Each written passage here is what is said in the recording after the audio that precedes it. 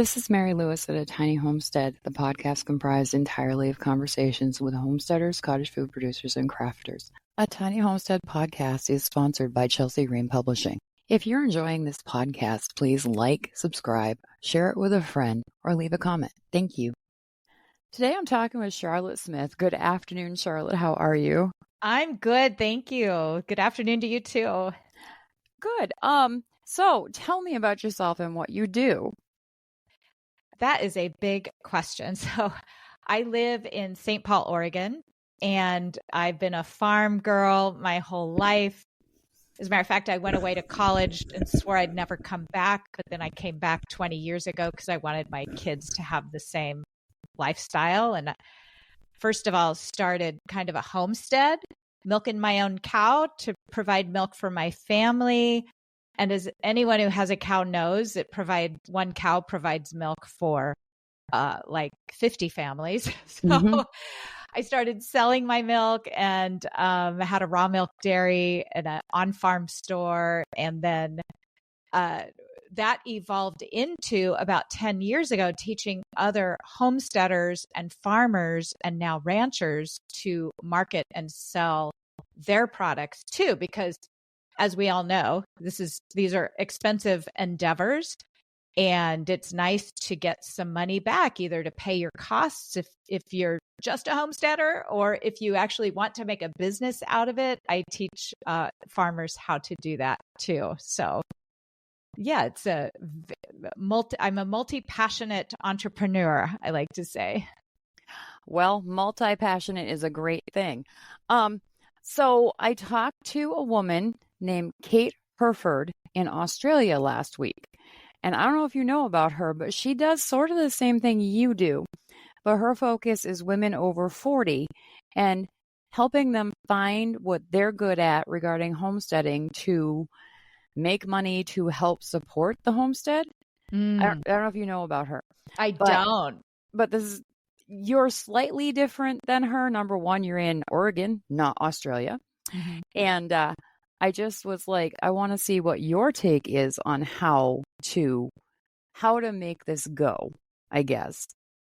Sure. Well, absolutely. You have to be good at it. And what I always say is, what are you passionate about? Because if you are milking cows because you think you need to make money and not because you love it, you're going to be very unhappy and unfulfilled. So I always work with my clients to make sure that, yes, they're learning to make money and they are making money at something they love.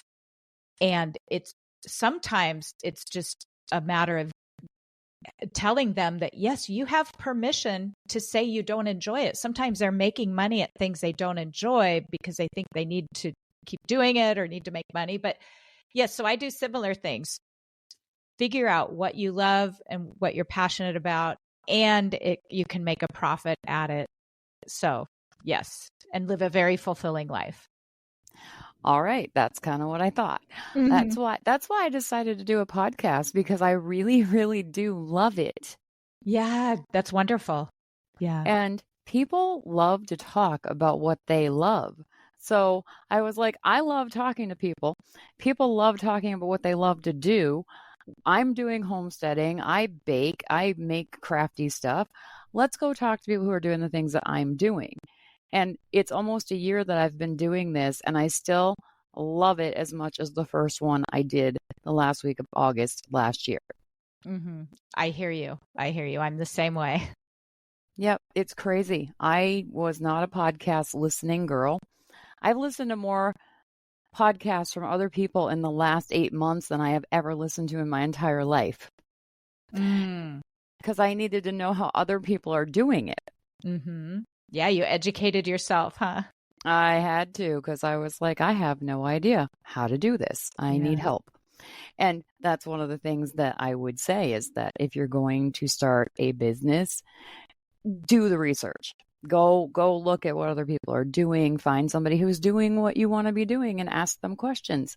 Yeah, or go intern with them. That's my thing. Before I brought home my first milk cow, I spent a year going and visiting other dairy farmers, observing them, actually sitting next to them, milking with them. And you can do that no matter what it is you're doing on your homestead. As a matter of fact, if you do that, you'll save so much money because you will learn about you will prevent so many expensive mistakes. Yes, and there are so many expensive mistakes to be made. Mm-hmm. And I don't want to discourage anyone from homesteading life, but just understand that if you're going to be growing produce or raising animals, mistakes will happen because you can't know what you don't know. Exactly. We learn experientially as humans. We learn what kills our crop of vegetables only when we kill the crop of vegetables and go, oh, I wasn't supposed to do that. Or cow or whatever animal it might be too. Yes, and sometimes it's not even anything that you did or have control over. Our garden Exactly. right now is a huge garden of lovely grasses and weeds, mostly because it rained for a month and a half straight here in Minnesota this spring, and the garden has been pretty much sopping wet since then. So we have some things growing that we put in, but they're not doing very well. And if Mother Nature could shut off the tap for a while, it would be really, really appreciated. Mm-hmm. It's been rough here in Minnesota. Oh no. I don't know what it's been like where you are, but Yeah, this summer's been terrible. we get a lot of rain 6 months in the winter. We're a rainforest, and then we're kind of a drought in the summer. We really don't get much rain. I live next to a river and I have water rights, so luckily I can keep my grass green all year. But yeah, summer's kind of a drought here where I live. Well, the joke here at the homestead has been that we didn't know that we had been transported to Oregon or Washington State this summer. Right. I was in Minnesota teaching marketing to a group of farmers in April, Mm-hmm.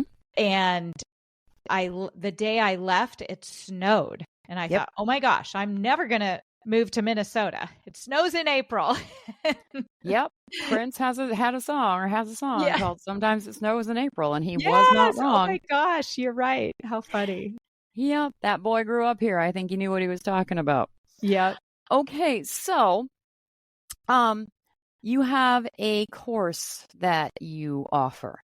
And I Mhm. can't remember if it's a free course or a paid for course. So tell me about the course. I have lots of free courses and Okay. one paid course. So, yeah, what I love to do is my family farm, when I grew up, when I was a teenager, went bankrupt. We lost everything except the clothes on our back.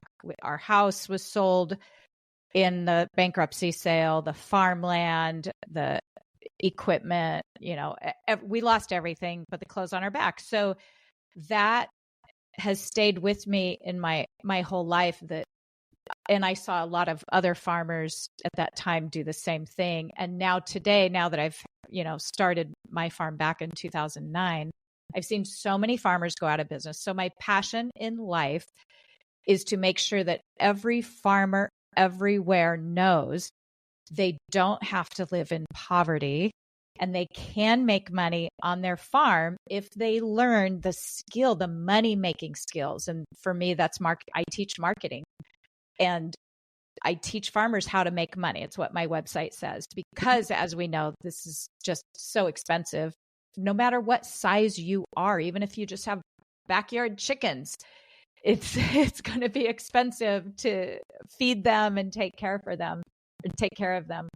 So I offer all sorts of free courses that just help you get started. Like if you've never thought of marketing your products before, I have a free email marketing course that gives you the basics so you can set up your foundation.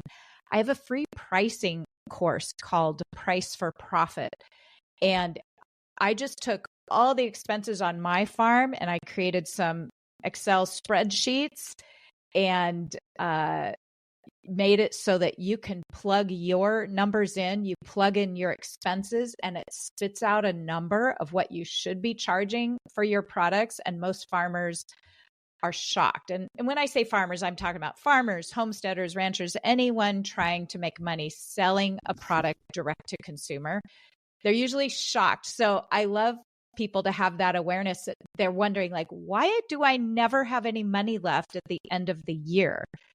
And yet we're selling more and more every year, but there's no more money left. And many times it comes down to they just aren't charging enough.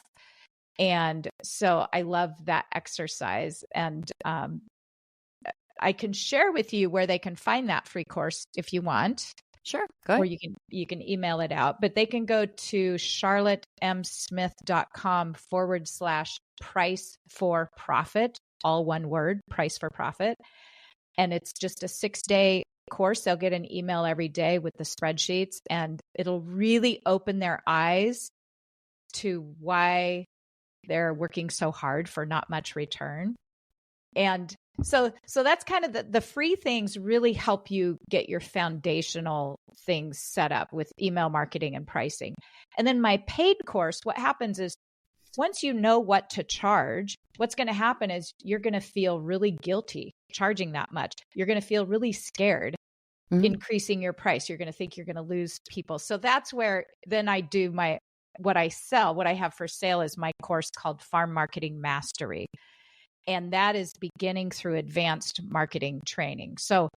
And coaching. And that's where once you know what you need to charge, we help you figure out, number one, is that what you love doing?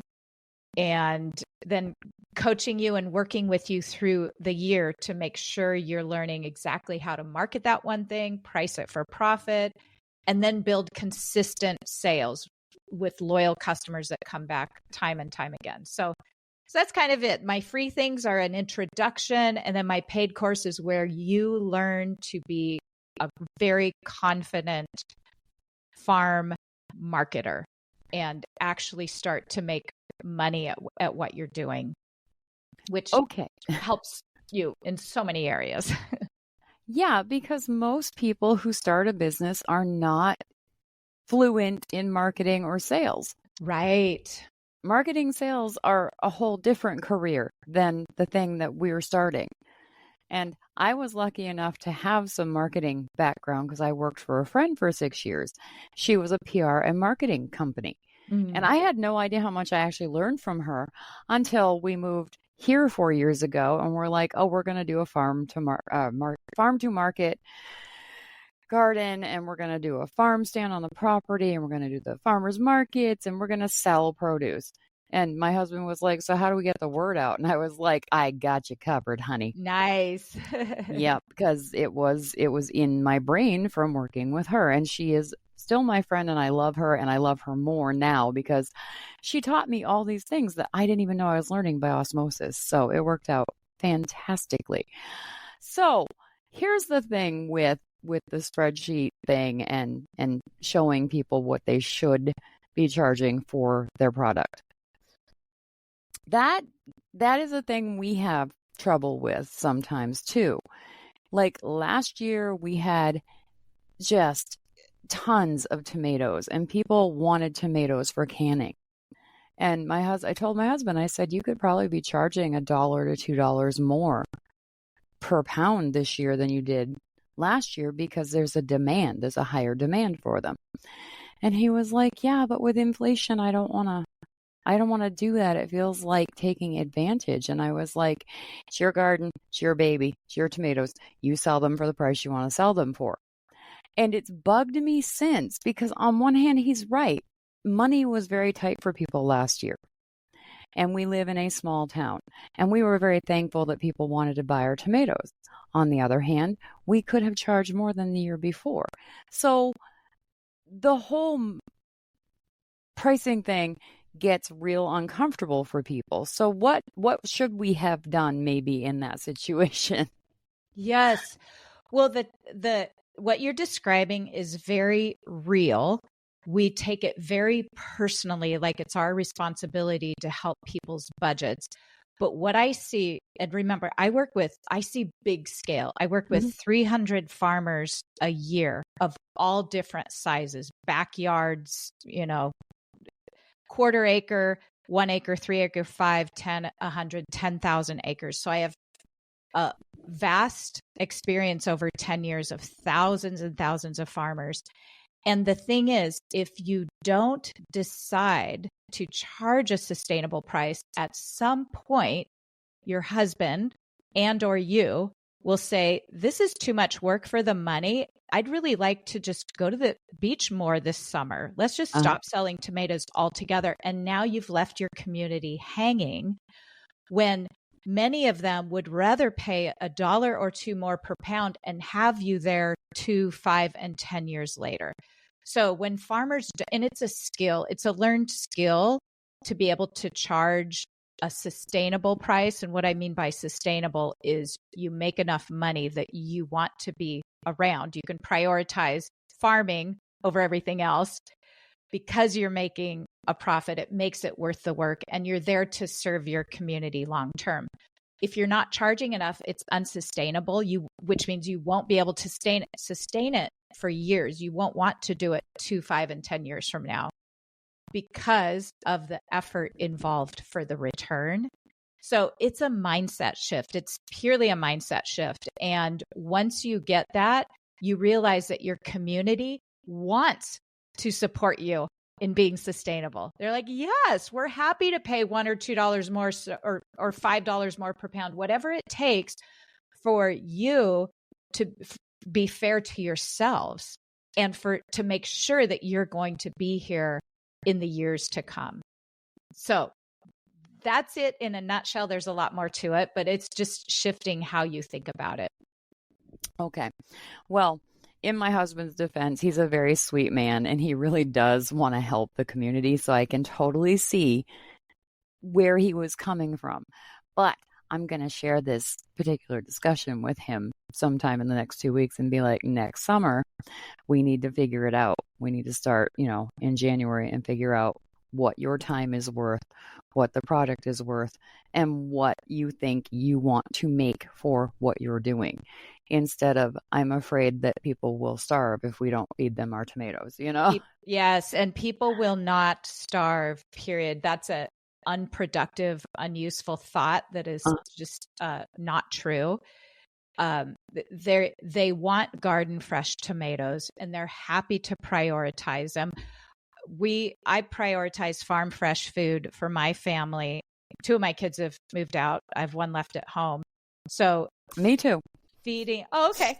So feeding this large family, I prioritized farm fresh food, which meant there were lots of things we didn't do. We didn't go to Disneyland. We drove to go camping or we drove to the beach. We didn't take expensive trips because of the way it was important to me to prioritize food. Everybody will choose who wants to prioritize farm fresh food will do so and will adjust their budgets to do so. And something I say to people like your husband, like maybe he decides tomatoes are his charity and he is going to keep the price low because that's how he gives back to his community and it's not affecting him financially and he doesn't mind growing and harvesting and putting all the time and maybe that's his charity. But then you've got a little bit different mindset. And this is why I have a coaching program, the Farm Marketing Mastery, where we coach for a year, because a lot of times the partners working in the homestead or on the farm together are of a different mindset. So your mindset is more like, if we're going to work this hard, we're going to make money at it. Now, I put those words in your mouth. And that's okay. He's of the mindset, if I charge more, then I'm not helping people. I want to help people. So you've got 2 different mindsets here. And this is back to what will it take to get you on the same page? Or do you just want to focus on what you're going to produce to make money and let him have his charity? Let him give away. Like, for instance, I had a raw milk dairy and a huge garden. I never charged for my vegetables, but my best customers spent hundreds of dollars with us every month, hundreds or maybe even, thousands, which is thousands by the end of the year. I would give them tomatoes. They would get a bucket of tomatoes every week when they came during tomato season. I could have charged, but that was my charity. I made money on my raw milk dairy, and the tomatoes were kind of a bonus or a free gift. So you can set it up any way you want. But at a certain point, if he says, whoa, this is just too much work. I need help. I can't do it all myself, but I'm not paying any money. I can't even pay a high school kid to come help me out. Well, then, maybe he's ready to shift his mindset. But any way you want to do it is fine, as long as you figure out how's it working for our family, our household, for our values. But no, it's absolutely not your responsibility to give people cheap tomatoes because they will take them and run. Well, the good news and bad news this year is that we don't really have any extra tomatoes. So this summer is a wash. We're not even going to worry about it because I can barely get a tomato for my own salad out of the garden this year. It's so sad. Yes. Hopefully Mother Nature will be kinder to us next year. Yeah. Hopefully. I have had some cucumbers though. They've been great. Oh, good. I know I've just been eating lemon cucumbers like crazy because we have so many all of a sudden. So yeah, we don't have so many, but the cucumbers that are coming in are great because who knew cucumbers actually love rain? They love water. Huh. Kind of like watermelons love water. Yes. Can't have watermelons without water. Okay, so now that we said all that, I have a couple questions for you if I can pick your brain a little bit since you're here. Of course. We built a heated winter greenhouse this May. I applied for a grant for it and we got the grant. And so the grant covered the cost of building the heated winter greenhouse. Very exciting. Now, the plan for that greenhouse was to, thank God, have it built by the time they wanted us to have it built, which we did, and then use it for growing some stuff during the summer in there as well. Thank God we have it because that's where a lot of what we're eating is coming from because, again, the garden is soaked. So this could not have been better timing. I'm so thrilled that we had this happen in May. The plan for this winter is to grow anything that doesn't need to be pollinated, like leafy greens, like beets, radishes, things like that, and to be able to offer up fresh produce during the winter because Minnesota, there really isn't a whole lot of local fresh produce happening because it's snow covered and ice. So how can I have a couple of months before we start the fall garden. So how can I get the word out about us doing this? Because I'd like to kind of jump on it in the next 3-4 weeks and just let people know what we're doing. Mm-hmm. So do I put it on Facebook? Do I put it on the Nextdoor app? Do I send emails to people? What's the smartest way to do this? So the foundation I teach applies to no matter what you're doing. And that is, you've got to have an email list. The only legal way to let people know you have something to say by email is if you have an email marketing software provider. Mm-hmm. You can't just take your Gmail account or your Yahoo, or I have people still on America Online, AOL, mm-hmm. and send an email that's set to blind copy 20 or 50 people and say, hey, we've got fresh lettuce for sale this winter. If you're sending an email to sell something, no matter how small you are, you've got to use an email marketing service.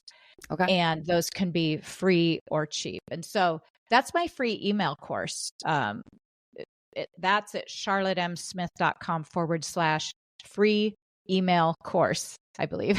It's pretty straightforward. And it'll teach you how to set that up.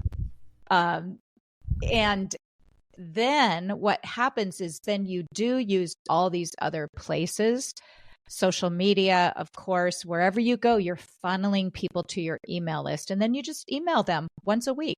You just keep up with, hey, take them on your journey. If you're not going to have anything for sale in your greenhouse until, say, October or mm-hmm. November, December, whatever, it's still not too early to start connecting with them now. People buy from you because they trust you, and they trust you when you communicate with them regularly, like in a weekly email. So you can just take them on your journey of, we got the grant, we built the greenhouse, this is what we're doing this week. by the time you have something to sell, they will be so happy to pay you money to buy from you. So yeah, you start now. Your email list is your foundation, and you use all the other places you mentioned to funnel them to get on that email list. And that's what I teach step by step, very simple step by step in the Farm Marketing Mastery program. Everyone thinks like, oh, let's just jump on Instagram and Facebook and tell people we have stuff for sale. Well, there's algorithms on there that prevent your followers from seeing those posts as soon as you start saying you have things for sale. So the workaround is you funnel them to your email list and you let them know you have things for sale there. So that's my like year-long teaching. Well, it's 6 weeks. It takes about 6 weeks to learn that. And I just told you what I could in like 10 sentences. So know that this is very, very brief, but that will be your foundation. And the sooner you start building an email list, the better. Okay. Well, I have a website for our business, and I have it set up so people can subscribe to the website. And then I have an email program along with my hosting that takes all those emails, and when I do a post or a blog post or whatever on my website, it goes out to all the email people that have signed up. Is that the same thing or is it different? Yeah, it is. Is your email software through your website? Yes. Okay. Yeah, so I don't recommend that. It's lacking. So just throwing out some, there's MailChimp, there's MailerLite, there's Flowdesk, there's so many email marketing software providers. Just choose one, but you don't want the one that's provided with the website because it's not robust. It does not have the features that you need for marketing. And yes, even if you're just a homestead, you're selling not very many, things through the winter, it doesn't matter your size. It will be so much more efficient. So just choose an outside provider, any one of those I mentioned or other, and then you'll just take your subscribers you've already got with the website and transfer them to there and start emailing out of there. Then you will have so much more data you'll be able to track, and you'll be able to improve your marketing because of that. Okay. I thought it wasn't the same, but I just wanted to make sure. Yeah. Okay. Awesome. All right. So I don't know what else to ask you because I've been looking at your Facebook page for days trying to figure out questions. And I'm like, I'm so out of my depth on this. I don't even know what to ask this woman. That's okay. I have a free training coming up in September. I don't know if you've attended any of the free trainings, but you will learn so much. And so, again, I think that sign up is charlottemsmith.com/masterclass. Mm-hmm. And that is Farm Marketing Masterclass, 3 essential steps to building a profitable farm. There's 3 things you've got, or 3 pillars. So that's in September, and you'll learn a ton. Anyone who goes to that, no matter what size you are, farm, will learn so much from that class. You'll see yourself in that class. I already do. Yeah, good. Yeah, the thing that I didn't realize when we moved here is that my husband would want to make this his job. And we tried that last summer. It really did not work. And so he ended up finding a jobby job in November last year again. And he was out of work for about 8 months. We had savings. Nobody died. No one starved. Everything was okay. But he ended up having to get a job that's off the farm again. Mm-hmm. And if he could make it so that he could just have the homestead, the farm, be his job, he would. But I didn't know how to make it go any more than it went. He certainly didn't know.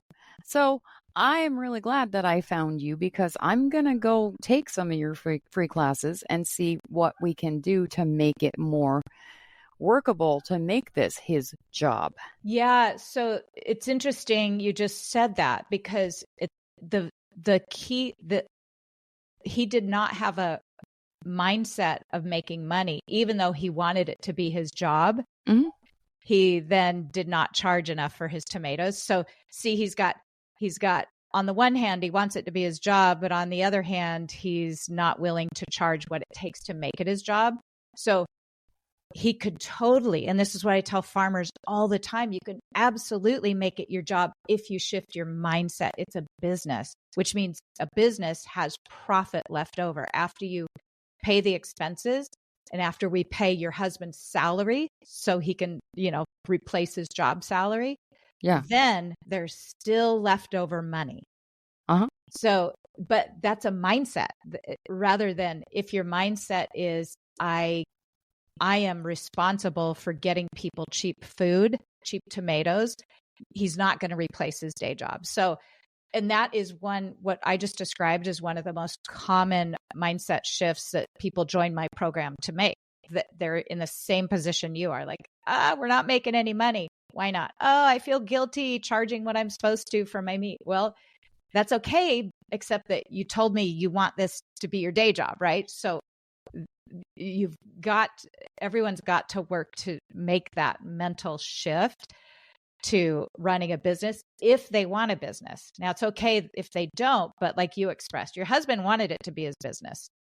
So he can do that. And if he gets his part of his brain on board, that will help support him in charging what he needs to charge for that profitable business. Definitely. And I'm going to tell one more little story and then I won't take up any more of your time. When I started this podcast last year, I didn't think it would go anywhere. I didn't think it would do anything. I was like, I'm going to try a podcast. Why not? And it just became monetized Monday morning this week. And I now have ads on my podcast. My podcast has been the cleanest podcast ever. No music. It's all just information. I loved it. And now I listen to them because I have to listen to them before I share them. And the ads are there. And I'm like, oh, it's got ads. It sounds terrible. It's not as clean. It's not as lovely as it was. And I'm like, but I need to make money. And so I'm sorry, listeners. I have to make money to continue to do the podcast. I have spent almost a year doing this for free. And I have to make money too. So that's where I'm at with I would really like it to be this, but it has to make money too. Mm-hmm, absolutely. Yeah. And this is just, private aside coaching is you have a huge opportunity to create some kind of online course. And you mentioned that on your podcast, and that's how you make money instead of ads if you want, or you can stick with ads, but except that you apologized for them. So it makes me think maybe you aren't happy about the ads being there, but that's what so many farmers and homesteaders are doing is they're doing their sale. They're selling their tomatoes and then they're teaching a class on how to can tomatoes, or they're selling ebooks on how to can tomatoes or how to grow tomatoes or how to have, or they're selling seeds or whatever. So you could add that to your podcast, and that, because podcasts are not free to produce and it takes money out of the pocket and as well as your time. So you could sell your online courses, and every homesteader listening could come up with something they could sell, because many of them have podcasts or YouTube channels or something. You can sell things like that on there. Just mention it. Hey, and if you want to learn how to raise your own tomatoes like we did, get my ebook, How to Raise the World's Most Delicious Tomatoes. $5.99, $50 for my online class, whatever it might be.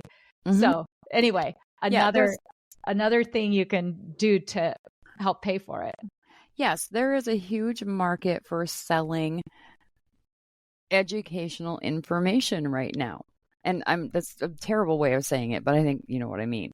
Mm-hmm. It's people want to learn. I think since COVID happened, people have become more aware of what they're doing and why they're doing it. And a lot of people are just hungry for information on how to change, whatever that means for them.